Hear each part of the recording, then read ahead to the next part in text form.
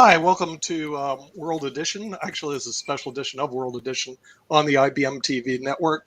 I am Nick Palavita. I'm one of the people that just recently got banned from LinkedIn for asking a question. With that, to my left, I'll have our special host for today, Shaquille Latmer, who's a former multi-billion-dollar hedge fund manager. And also off to the other side, we have Adam Lamparero, who's actually an attorney, and he's also a professor at Georgia College.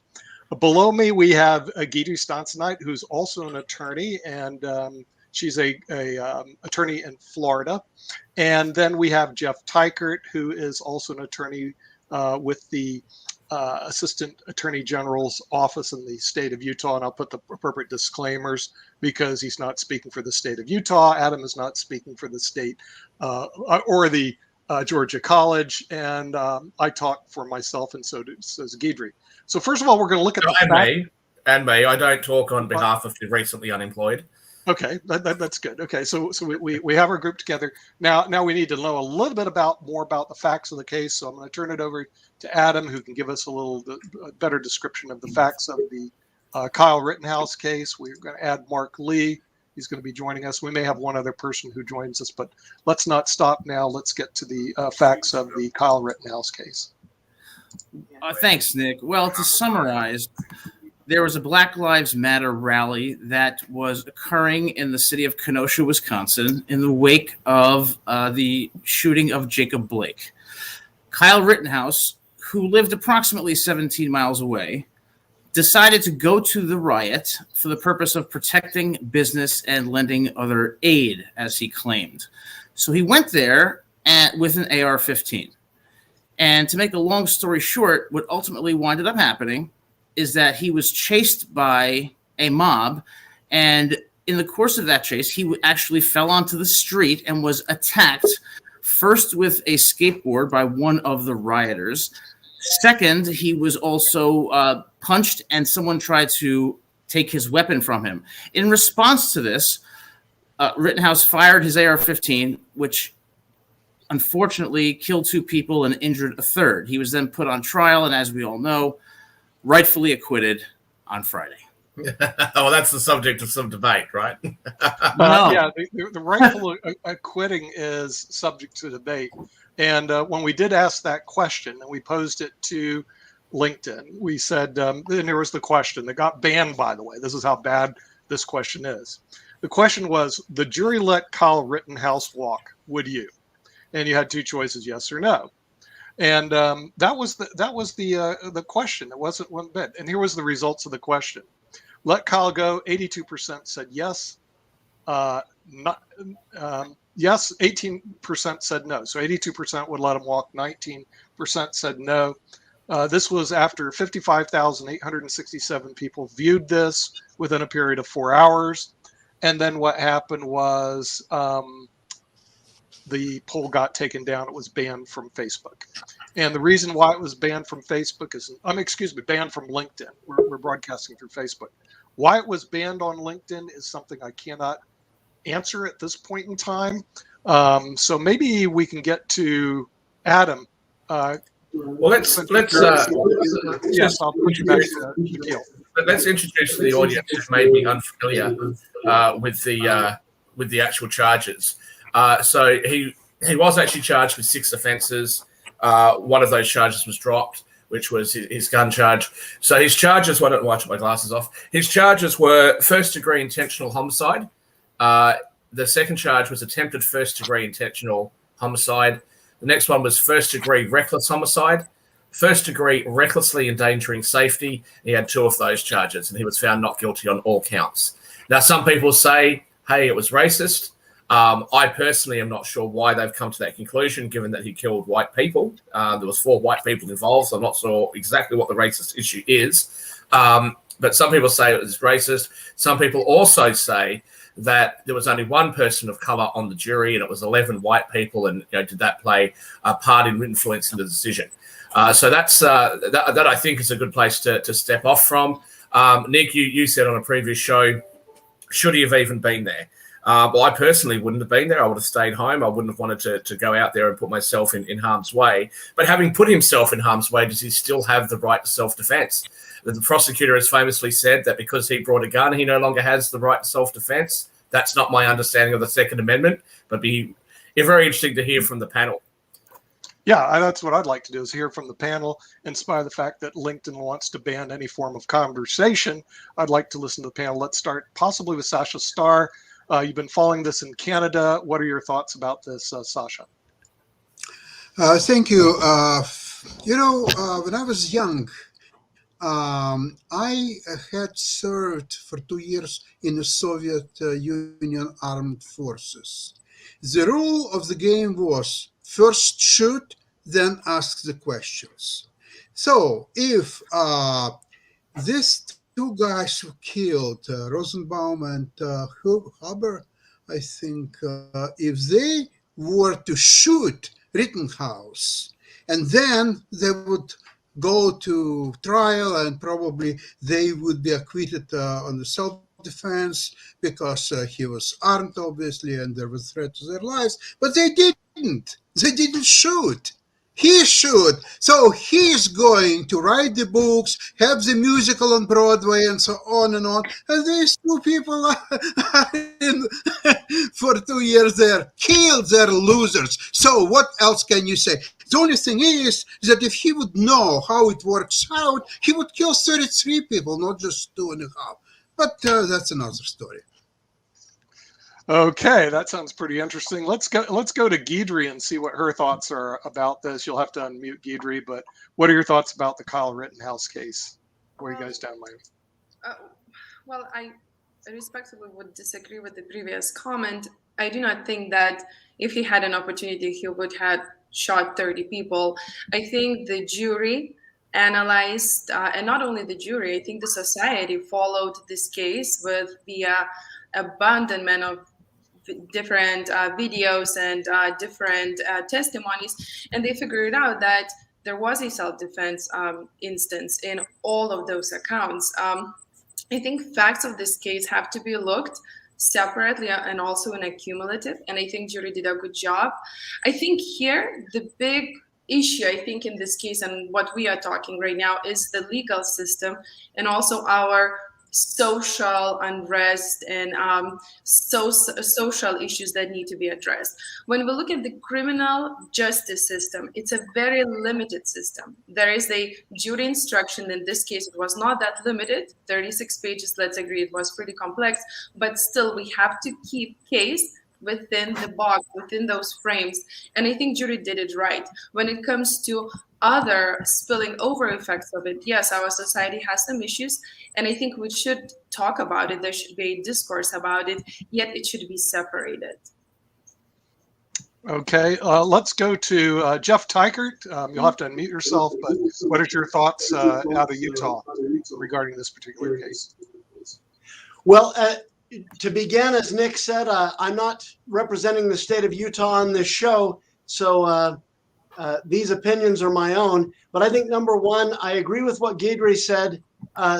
There was video evidence. Some of it was a little blurry, but from what the jury could tell, there was really not an iota of evidence to rebut Kyle Rittenhouse's assertion that he was exercising self-defense and that he was in danger. In fact, the key witness, I think, for the prosecution was the one person Kyle Rittenhouse shot that survived, and he admitted on the witness stand that he did not, that Rittenhouse did not shoot him or point a gun at him until he was training a gun on Rittenhouse. So I think self-defense, at least with respect to him, was completely established. Now, one other thing, and I do think this was a matter of the evidence. I don't think it reflects any particular political or social issues.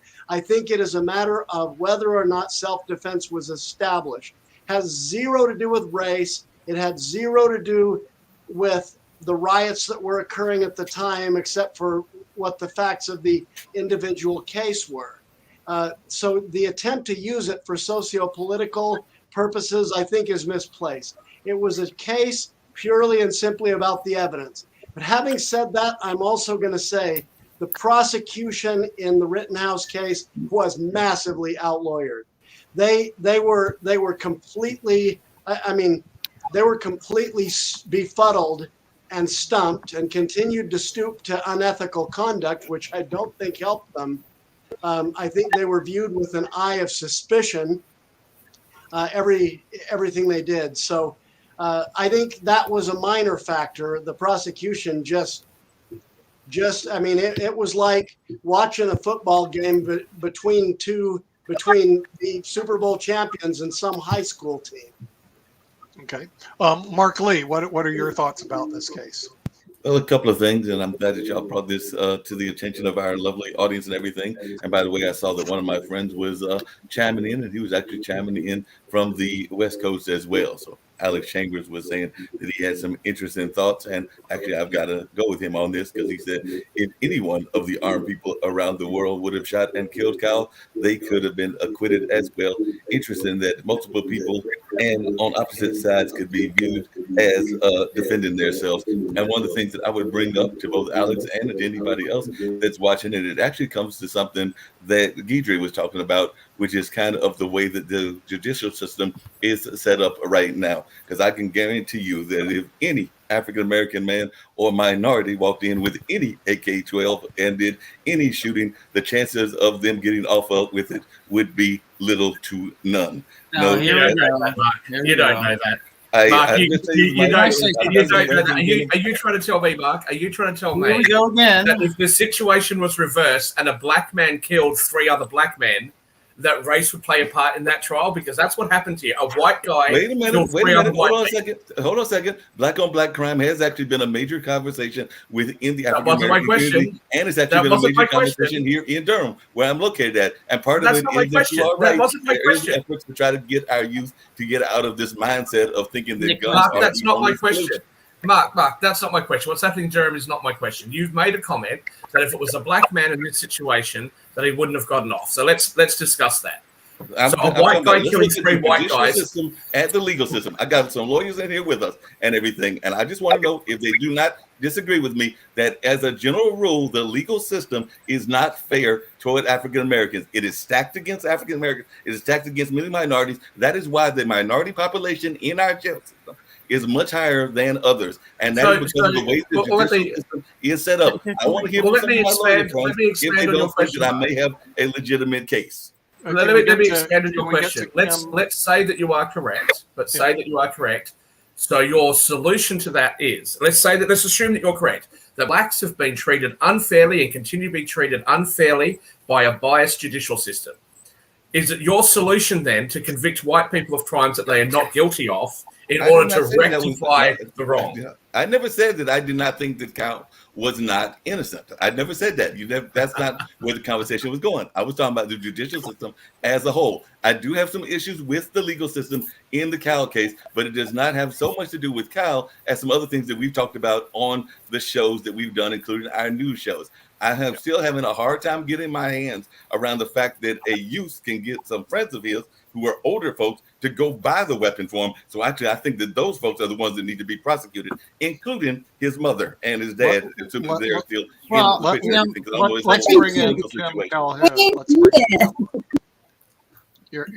Hi guys, and sorry I'm Nick, I have some really hard-hitting points on this. First off, I don't think that it was handled properly because he was a minor when the offenses and the incident occurred. Whether he was guilty or not, that's always left up to a jury, but it should have never been made public, nor should his name, regardless of the type of crime. Now, of course, because there were so many video cameras there and the world kind of already knew, but also, I was a little disturbed. Of course, I know they do this all the time, but the prosecutors withholding evidence there at the very end that would generally prove the person innocent or help prove their innocence.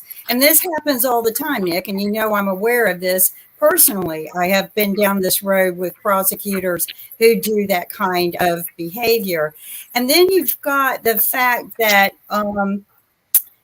just out of the blue, these laws come out of the cracks, and you can't defend yourself if you provoke an incident.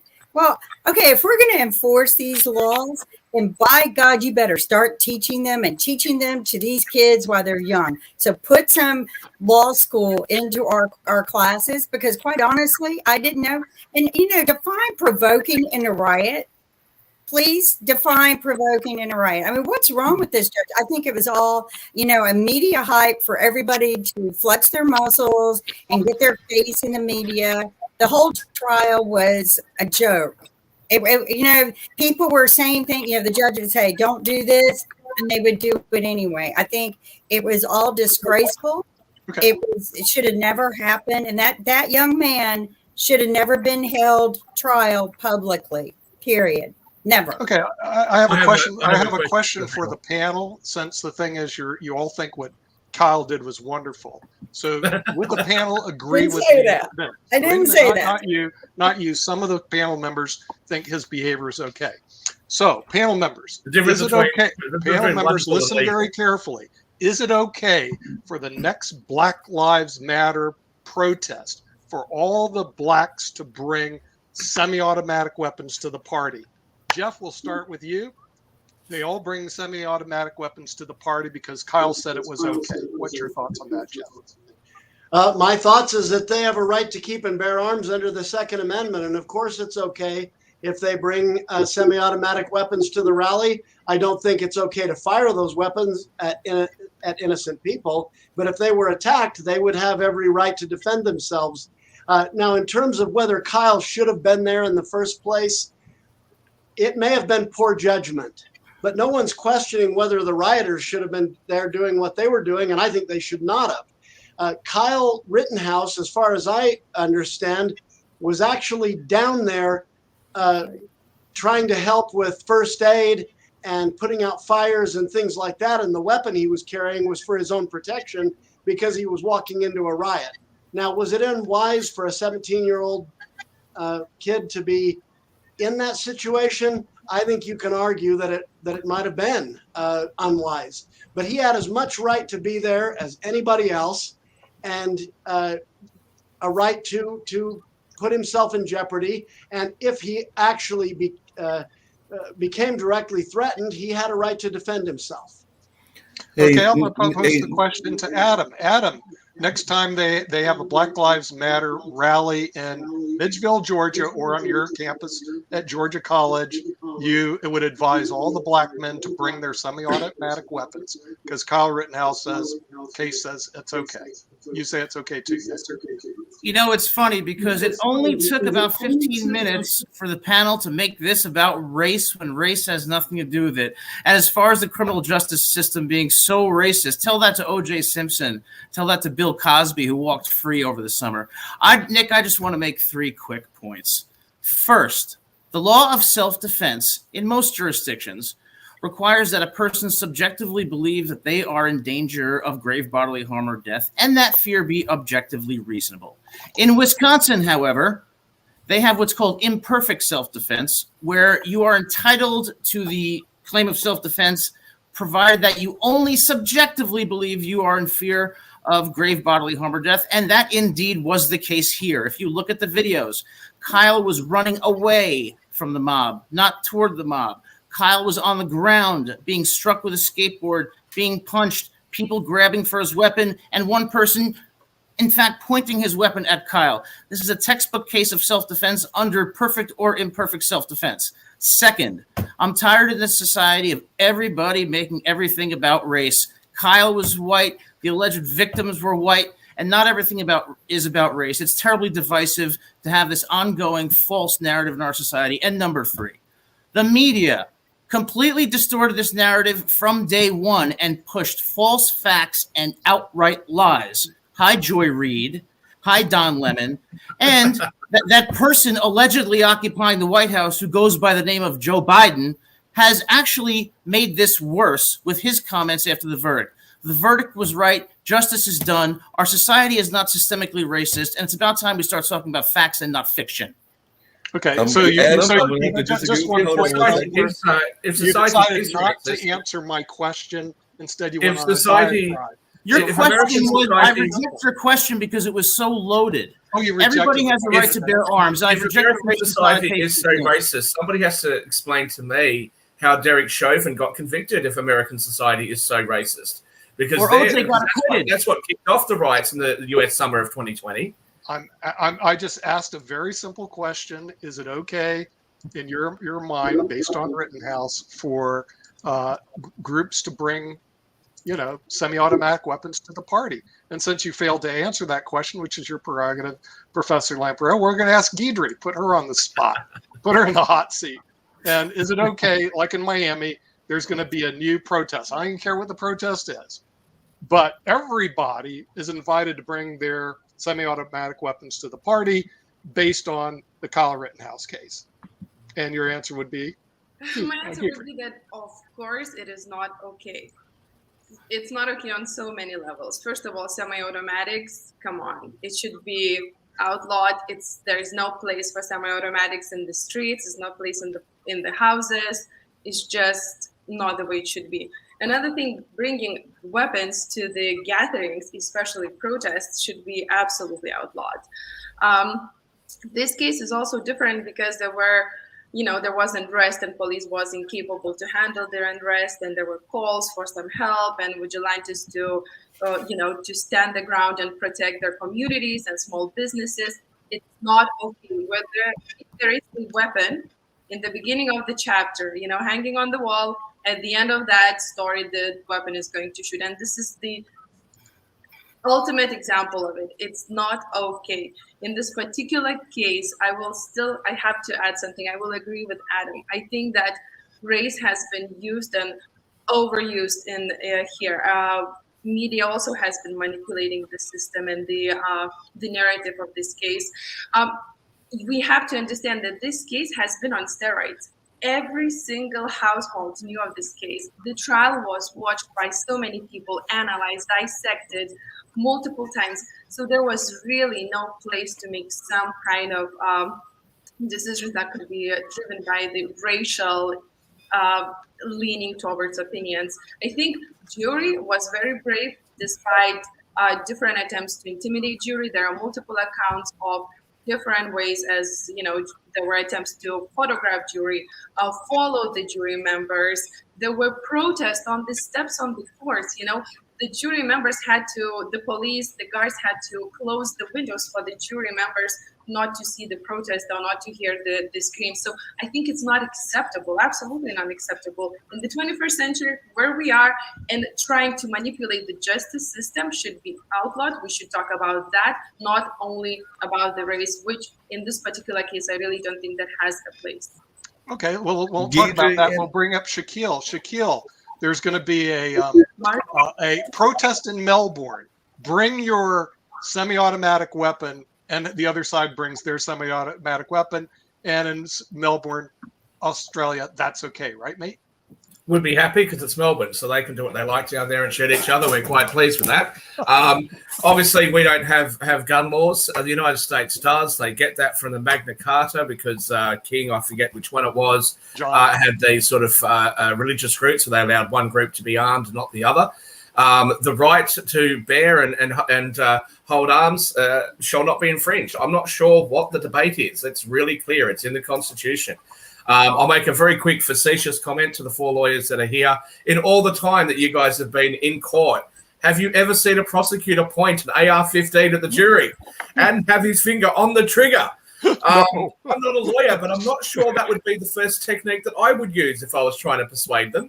But look, to answer the question, you have the right to carry a gun.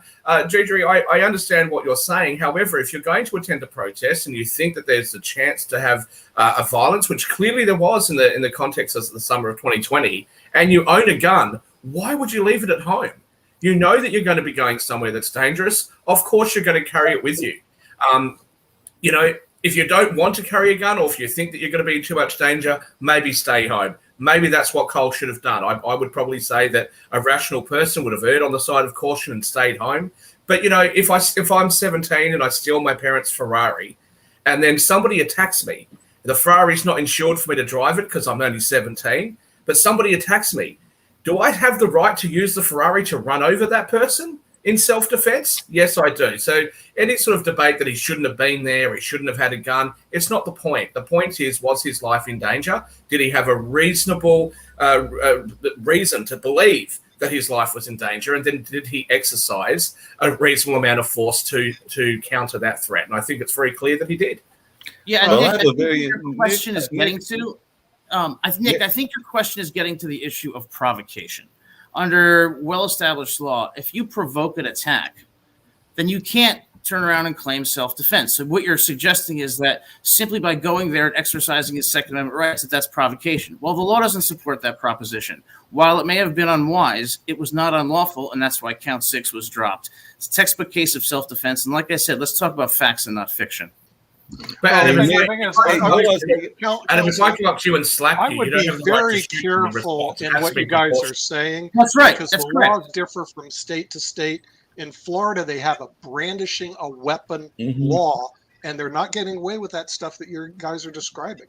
In other words, the thing is brandishing a weapon. And they also had it, as you well recall, in Missouri, where the attorney who came out, remember, with his gun, was indicted, and he pled guilty for brandishing a weapon. So you guys got to be really careful with that. It varies from state to state. Hey, Nick. That's Nick, brandishing do not weapons, allow not you to do hold on what a this second. guy especially did. in an open It carry Yes. sends state. a bad message to your Nick. children and a bad message to everybody across the world. And that's the problem So- I have with Hey, the Nick. nowadays. Nick. I know that we need to get Sasha's input on this, Yeah. and Yeah, Mark, okay. but Well, I want to inject here that where we are failing is we're not educating the children about guns.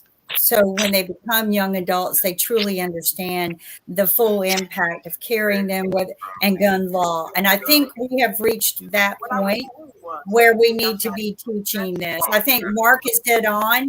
The people who sold that child or gave that young man the gun, they should be arrested and they should be held accountable for giving a minor a gun he should not have had. Period. And I agree with that, but I think that we are failing by not educating. We just don't. or at least even the laws. I'm just going to differ very from quickly state respond state. to Alex. Thank you for your comments, Alex. I'm just going to respond to what you said there. So next time someone shoots someone in a crowd, make sure you have your gun and shoot him before he has a chance to kill anyone else. And you said that it's a terrible message. Well, Alex, isn't that what the police do? Isn't that what you're supposed to do? If you're in a crowd and a potential mass shooter is there and starts shooting and you have a gun, isn't that what you're supposed to do, is to shoot them? What would be the alternative in that scenario?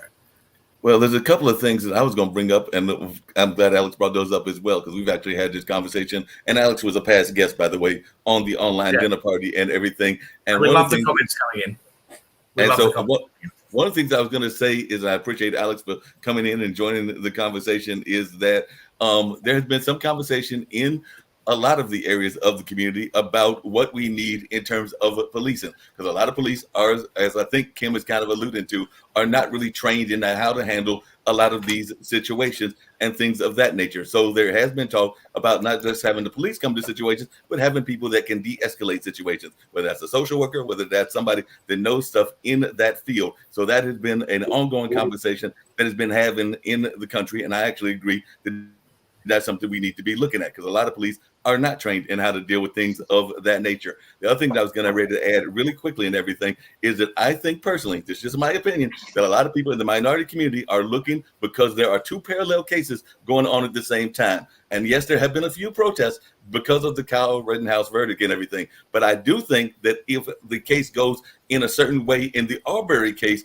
that is where we may see more protests than what we are seeing now. Because when I just listened to the trial, and I listened to a little bit of it yesterday or earlier this morning and everything, it did seem like there was some questions that also were involved around that case. Like, you're trying to stop the man and you're pulling up to him and you're like giving some testimony that seems very questionable and things of that nature. And in the end, Arbery loses his life. So like I said, if those people are not prosecuted and are not convicted, then I think from what I'm hearing, there could be some serious things, because everything that I'm hearing is leading toward a conviction in that case. If the lawyers have heard something different, please let me know. But everything I'm hearing is leading to a conviction to those individuals, because they pulled up on this gentleman. And like I said, even their testimony seemed a little suspect. But like I said, that's just what I've been hearing. So I do think that those were parallel cases that were going on at the same time. What do you think, Adam? I think that you're correct. I think we're dealing with two different cases here. The acquittal of Rittenhouse was fully justified by and supported by the law. I think in the Arbery case, we have a very different situation, and I would expect a guilty verdict there. However, I want to underscore that the broader narrative about race, which wasn't implicated in the Rittenhouse trial and which has been exaggerated through hyperbolic media comments, is really troubling and divisive in this country. In 95% of cases where a suspect is fatally shot, that suspect is armed and resisting arrest. That is fact number one. Fact number two, African-American police officers shoot black suspects at a rate equal to or greater than white suspects. This race narrative is divisive, it's wrong, and it's more fiction with disregard to facts. But I do agree with you about the Arbery case. Okay, let's go to Sasha Starr from Canada. What are your thoughts from up under, not down under? Okay, here's what I think about all this. You have to divide and see separately the legal case of Kyle Rittenhouse, why he was acquitted, what's happened, the incompetent prosecution, strange judge, I'm trying to be very mild about that. And second part of the story, it's a human story about 17 years old, just a kid. Basically, he's coming to a place, Kenosha. It seems to me that that's the only entertainment in Kenosha is to run and kill people. I think there is nothing much to do beside that. So now Kenosha actually will become quite famous place in the United States. So now people will think where to go on holidays, maybe to go on Amalfi Coast or maybe to go to London. No. We are going to go to Kenosha. We'll see the courthouse. We'll see this and that. So Kenosha is on the map. Now we're all in love with Kenosha. So the human part of the story is that we see that the 17-year-old, he is coming to this place, Kenosha, no more talking about Kenosha. Now he's getting hands on the basically extremely dangerous weapon. As I said before, he could kill easily 33 people instead of just 2.5. So now it's I don't know, it's a kind of a legal issue. Now we are going into legal stuff, whether he was properly acquitted or not. If it would be more skillful prosecution, maybe he was not acquitted, or maybe it was different jury, maybe they would found him guilty on lesser charge. Okay, there are some variations, I think, possible. So to me, this is altogether is absolutely horrible story that cannot happen anywhere in the world except United States of America. Nowhere. Good point. Let's bring up Guidry. She spent some time not in the United States of America. Did you have the same problem in Lithuania when you were there? When there was a protest, everybody brought out their semi-automatics and shot each other. Is that how you deal with conflicts in Lithuania?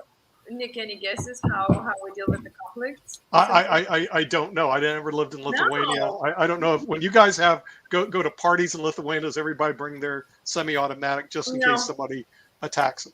We don't collect AR-15s, so AK-47s maybe, but for hunting purposes or to put on the wall and never touch it. What are you hunting with an AK-47 in Lithuania? You're hunting people like they do in the United States of America.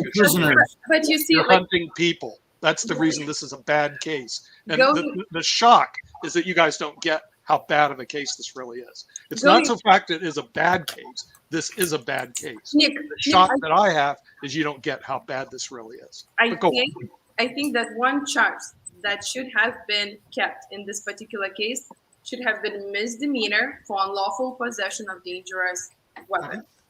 Judge dismissed it. I do not understand why, but I think that is one charge that should have stuck, and that really is well deserved. Because really, it doesn't matter that you are 17 years old, going on to 18 years old, there is certain accountability. Cleaning everything, releasing him and almost celebrating him as a hero, which I think he should not be. He's neither hero, neither vigilante. He's a youngster who got, unfortunately, in very tumultuous situation, and we had a really tragic end out of it. But there should not be examples. The facts of this particular case are very, very, very different and very specific. But unfortunately, Nick, I will agree with you. And right now, the echoing agenda and concern in media and in the world is really what kind of precedent this particular case is going to set, and what kind of example are we showing. And as Kimberly said, how are we teaching young people? Because we are teaching young people by the ways, by these decisions, legal circumstances, and that's what they see. And right now we're in not a good place. In fact, really didn't matter what kind of conclusion would have been in this particular case. There was not supposed to be winners. Legally, the conclusion was correct. Socially, I think we have a lot of fixing to do. Kim, the next time you go to a party in Texas, are you going to be bringing your semi-automatic weapons just in case somebody looks like they're going to do something wrong to you? I might bring a few and hand them out to the family. What can I say? Why semi-automatic? It just, I'm flabbergasted that we allow the sales of this so openly to begin with. I'm one of the things that I am impressed with, say, like with Minnesota, because like you said, every state does things different.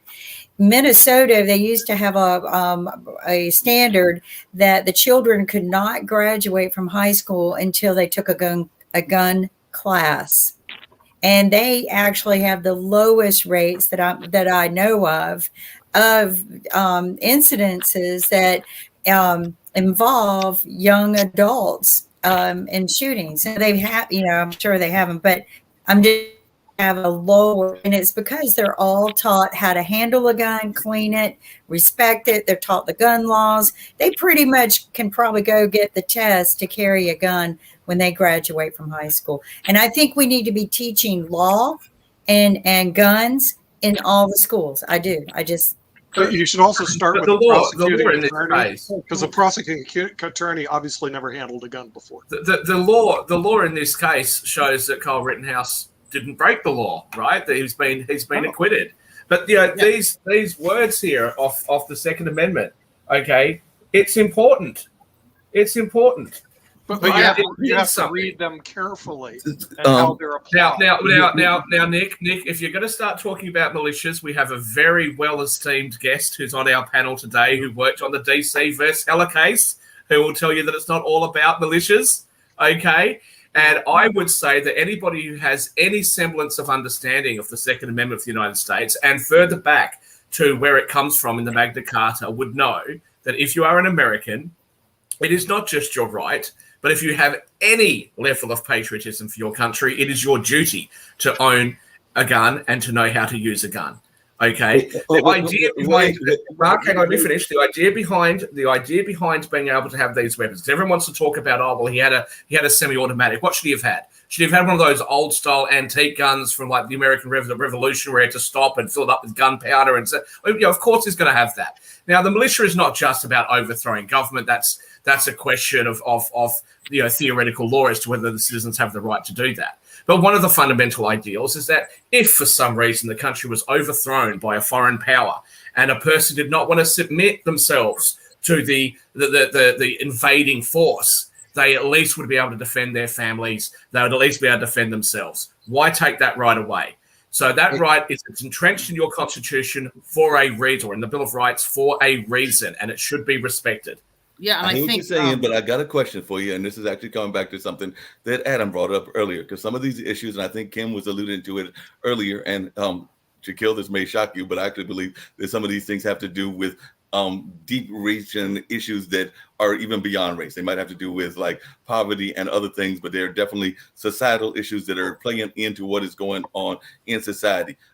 As I've stated, I'm not a hider of the fact I live in Durham, North Carolina, the Bull City. Proud to be a member of the Bull City and all of that. But also, I know the city has got some problems. One of those problems is gun violence. And gun violence is a major problem among our youth. We have a gang problem here in this area. It's a known fact that there are a lot of gang members, and part of the reasons they get initiated into the gangs is because in some cases they don't have enough of the family connections that they need. They are being recruited, they're being doing other things. So there is a gang problem here. So Shaquille, you may not like this title, but yes, about 2 months ago, a group called 1,000 Black Men came together because these were mostly Black leaders, Black middle class, things of that nature that got together because they were saying enough is enough. So they're trying to figure out ways to stop this epidemic, because it is an epidemic here in this area. I can't turn on the news without hearing about a gun violence case. Mark, you don't take law-abiding citizens' guns away from them because criminals misuse guns.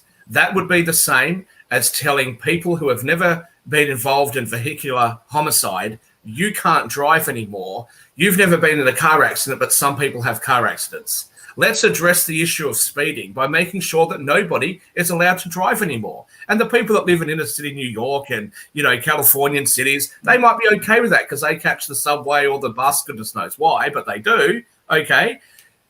That's the equivalent of doing that, isn't it? It's equivalent of saying someone you can drive. That's not the facts of the case. You can't have a knife because sometimes you have to get The judge actually dismissed sua sponte.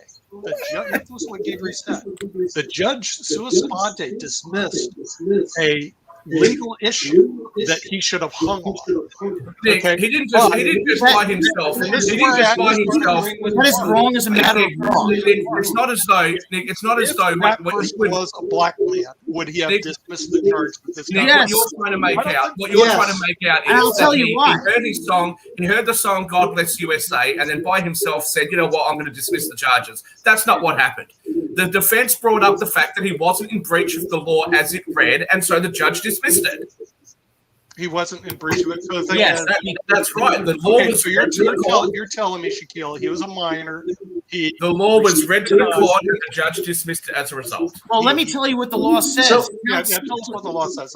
Count 6 of the information to which Guidry referred prohibits minors from having short-barreled guns. The judge found that an AR-15 is not a short-barreled gun, and the judge was correct on the law. And as far as stopping gun violence, here's where we start. We start with single-parent families, which are the biggest predictors of poverty, and we start with educational inequality, and we build up communities. Guns aren't the problem, okay? Communities are the problem. Well, having a 17-year-old go into a situation with a semi-automatic rifle and walk down the street, in my book, is a problem. It was stupid. Because Nick, if you're under 18, you don't get the same rights as everybody else. Jeff, you've had your hand up for a while. Over to you. You don't go up and down the street. Let's hear from Jeff. Jeff's had his hand up for a while. Let's hear from Jeff. I agree with you, Nick. What I would say, go ahead, Jeff. This case was not about gun control. Just to be straightforward, this case wasn't about gun control. It was about the evidence, and honestly, it was not close. I announced the verdict before it was even handed down 2 days before, because this trial of Kyle Rittenhouse was a total and complete beatdown. There was not any chance when that jury retired to deliberate that they were going to rule for the prosecution. It was completely one-sided. Now, in terms of gun control, since it's been brought up, yes, I wonder if Mark knows that in South Africa, it was legal for blacks to be attorneys and judges before it was legal for them to be police officers and soldiers and otherwise to carry weapons. Gun control has often been a racist measure to keep guns out of the hands of minorities, or in that case, the black majority, but who was politically disenfranchised. The same thing has been true here in the United States when it was legal for white people to carry weapons all over the South. In most states, it was illegal for a slave or a black person to have a weapon. And I'm going to tell you where I heard this. My thesis advisor at George Washington University was a leading Second Amendment expert named Robert Cottrell. Mm-hmm. He is also black and grew up in the Puerto Rican section of Harlem. And he became an expert on gun control because he grew up knowing if he hadn't had his own gun to protect himself, his life may have been lost many times because the cops wouldn't come down there to protect them. And he was forced to, essentially to defend himself. Now, like I said, and like Adam has said and others, this case had nothing to do with race. It had nothing to do with gun control. It had to do with the evidence and whether the evidence pointed to self-defense. As so many others have said, it may have been unwise for Rittenhouse to be where he was, but he had a legal right to be there. The rioters had a legal right to be there, but not to be rioting. If they had all been there practicing first aid and trying to put out fires, none of this would be being talked about. I've got a question, and as the only, well, maybe not the only, because Shaquille also. It's okay. It's okay. In Washington State, I'm white, so it's okay. You can refer to me as no. I said it's the only. Not a problem. I was going to say the only minority. Then I was like, no, Shaquille is Indian as well, so that is definitely a minority population. So therefore, what minority? There's 1.5 billion Indians just in India. Well, there's 2 billion of them around the world. I'm one third. We're not going to get into a discussion of what is considered minority or not, but I'm thinking about in the U.S. Asians are considered minority and everything. But the point I was going to make and that I was going to say is that I'm hearing everybody say that they are okay with people having guns and us getting more and more guns in our hands, and that is a right. That is not only a conversation I'm hearing in this panel. I've heard it in other panels as well. I just concluded, or I'm in the process of concluding, a whole Black economics panel and conference and everything. They were having some of these same conversations and everything about the right and the need to have guns. The Black Panthers have talked about it as well. My fear, and I'm just being legitimate and being very open out there, is that we all get guns, and we've all got guns, and we've all got these different agendas. And there's been talk about it, even on Clubhouse. Are we not in the danger of heading into a race war? And that's not what I want, Mark, but I don't know if that's not a real danger if we all have guns. Mark, if the presence of guns is an indicator of mass shootings and mass violence, why are there not mass killings every time there's an NRA rally? When they've got guns there, they sell them there, everyone's got a gun. How come there isn't all this sort of mayhem and violence? World War II, I don't think you remember that, Shaquille, you're too young. But Sasha you were around in World War II, were you, Nick? And the thing is, there were millions of people died, and millions of people, I believe, had guns in Stalingrad. At that time, over 1 million people died. So guns are a leading indicator of next thing happens, people get shot. What gets me is why you can't put that 2 and 2 together, and how bad this case really is. Okay, and I'm agreeing with Mark. You haven't seen how bad this case is really going to be.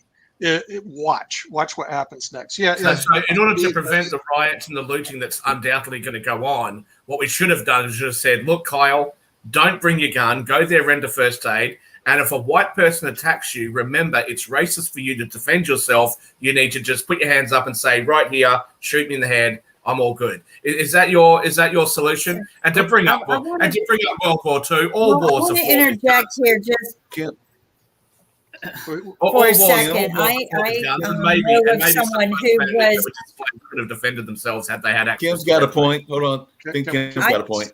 I know of someone who was severely injured in a riot, brain damaged. All he was doing, he had no idea the riot was occurring. It was one of the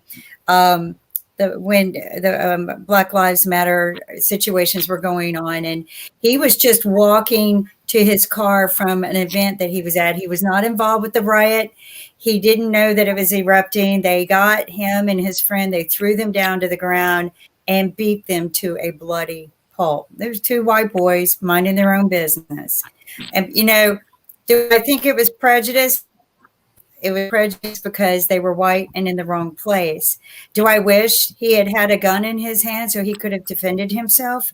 Yes, I do. But he didn't.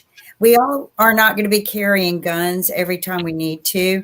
My dad always said that if everyone had a gun, it'd be less likely people would get shot at or killed, just like we saw at the church in Texas. I don't think a shooter will ever go in that church again. The guy came in to shoot people up, and he got shot by the congregation. So There's a lot to discuss here, but again, Adam mentioned this. I think Mark has brought this up. We got to start educating children at a very young age, the impact that guns make. And I don't think semi-automatics need to be carried, but my dad always made a good point. The bad guys have got them. The good guys have got to have them too. We've got to make a balance. And so, but the key is to be educated. Jeff, be educated. You got to get off mute, Jeff. You got to get off mute, Jeff. Unmute. I'll do it. Jeff, leave it. I'll do it. Okay, you've muted yourself. Now you have to do it. There you go. All right. So literally, if I could add to that last comment by Kimberly, the prosecution in closing argument literally said that Kyle should have laid down and taken his beating rather than shoot someone. Now, wow. As I said, they were massively outlawyered, and that comment was completely inane. I mean, what sensible juror is going to sit there and say, yeah, that's probably true. He should have laid down and taken his beating rather than shot somebody. We don't have to take beatings in America. We don't have to take beatings in America. No. If we are threatened with lethal force, we have a right to respond with lethal force. Second point, when we talk about World War II, I would point out that 60 to 100 million people were killed by their own governments in the 20th century. 60 to 100 million. And twice the United States crossed oceans, the country that everybody's criticizing now, crossed the Atlantic Ocean to liberate Europe because the people themselves didn't have the means to do it. And I would point out, too, that the one country in the middle of the Nazi Empire that didn't fall was Switzerland. And I submit to you that the reason was they had universal military training, and every person in that country was armed. And Hitler knew the price he would pay if he went up the Alps to try to conquer Switzerland. So he left it alone. And I'm going to tell you, this business of saying, let's round up all the guns and it'll be nothing but peace and love, maybe as long as the United States is there to save your bacon, but I'm going to suggest that, yeah, we pay a certain price for having a right to keep and bear arms, but it's worth the price. Well, it just works in Canada. It just works in Canada, Jeff. It just doesn't work in the United States. And you know what's equally Nick, it works in Australia too. Don't say no, because criminals in Australia have guns. We've seen children getting shot because of gang violence and gang retaliation. We've seen kids as young as 3 years old being shot and killed in the street, and those families and those communities don't have the ability to protect themselves. So what have you done in Australia? What have the politicians done? It was a conservative policy. You tell me, mate. What you've done is you've taken away a person's ability to defend themselves. You've taken away a person's ability to defend themselves, made them reliant on government. Well, I'm at 37 years of age. I don't listen to my parents, and I certainly am not going to be subdued by government. I'm able to, and I should be able to defend myself and make my own decisions. And for all of you guys, lawyers especially, who are talking about this, Satano versus Massachusetts or Michigan? I think it's Massachusetts. Didn't that just address this issue? It was only, 4 or 5 years ago? Come on. It's funny because it's funny how this discussion has spiraled into a discourse on race and on guns, but not on the facts, which justified the acquittal. And as far as race goes, let me quote Morgan Freeman. The best way to get beyond race is to stop talking about it.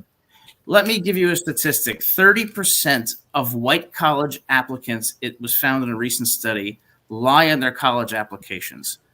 Why would they do that if they were so privileged? The problem in this country is we're dividing people into tribes through an identity politics that makes everything about race and nothing about the individual. It divides people into the privileged, the not so privileged, the oppressed and the oppressor, the victims and the empowered. That's the wrong message to send to society. We're not victims, and we're not just about our race. We're individuals who share common values. Once we get back to that discussion and address the real problems affecting inequality, which is families, values, and communities, nothing's going to get solved. Okay, I think, Adam, that in this move particular to case, another. it transcends race, and it comes down to a bunch of white people went to a Black Lives Matter protest, and there were other people that didn't agree with them. And so because of that difference of opinion, a 17-year-old kid was attacked, and he shouldn't have been able to defend himself. So it doesn't even have anything to do with race. It all has to do with political opinion. What a travesty. And lack of civil discourse is a product of identity politics, and that's why this country is going down the tubes. And the person in the White House, who will be out of office, thankfully, in just a couple of years, is making it worse. We need to stop talking about race and start empowering individuals. Start looking at people and building up communities and building up schools and building up families. I'm disappointed that Washington State University has stated that Indians are white. Indians are white. According to Washington State, Indians are white. Now, I walk around America looking for that white privilege that's been bestowed on me only in America. I don't get it anywhere else. And I can't find it. I'm so disappointed. Let's keep race on this issue. I want to be white for a bit. Yeah, otherwise we won't have ratings. Here's another issue that took place. This is on LinkedIn. Okay, remember we got banned from LinkedIn by just even asking the question. So here's the thoughts of the panel. 32% said this debate should be banned on LinkedIn. 14% said there should be no debate on this at all. So what are your thoughts, Shaquille? I'm going to start with you. Should this debate be banned on LinkedIn? What are your thoughts? No, I don't think any debate should be banned. If you don't want to participate in the debate, then don't participate. Don't watch, don't go. And that's perfectly fine. I can only imagine that this has been inspired by the Democrats who decided to move a motion. Let's pass this bill. And they hold up a heap of blank pieces of paper to the Republicans and say, we haven't written it yet, but let's have a vote on it. Same sort of thing, right? Let's just not have a debate. Let's just descend into mob violence and just see what happens. Sorry to break your chain here, buddy, but this was the cancel culture of the right who didn't want to listen to the debate on this. Okay, how do you know that? I'm happy to stay corrected, but how do you know that? And two, if you were on the right, the reason I know it is because I have the comments. If you are on the political right, have some respect for the First Amendment. Cancel culture of the right. They didn't want us to discuss this. Let's go to they should have some respect for the First Amendment. Very interesting discussion. I don't think it should be banned anywhere. And again, as I said before, there are two issues. One is illegal and only legal, and another one real life.